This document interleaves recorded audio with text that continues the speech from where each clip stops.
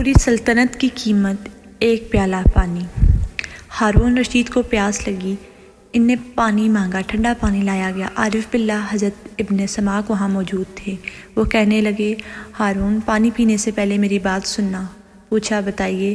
کہنے لگے، یہ بتائیں اگر آپ کو سخت پیاس لگ جائے اور پیاس ایسی ہو کہ برداشت سے باہر، خلق بالکل خشک ہو اور پوری دنیا میں پانی کہیں بھی نہ ہو، اور ایک شخص کے ہاتھ میں پانی کا پیالہ ہو، تو آپ بتائیں کہ کتنی قیمت دے کر اس پانی کا پیالے کو خریدیں گے؟ اس نے کہا، میں آدھی سلطنت دے دوں گا اور پانی کا پیالہ خرید کر پیوں گا۔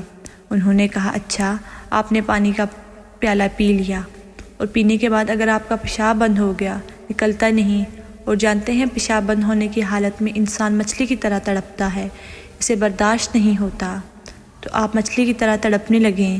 ادھر ایک طبیب جس کے پاس ایسی دوا ہو جس سے پیشاب ہو جائے، تو آپ بتائیں اس طبیب کو کتنی قیمت دے کر وہ دوا خریدیں گے؟ اس نے کہا، آدھی سلطنت دے کے خریدوں گا۔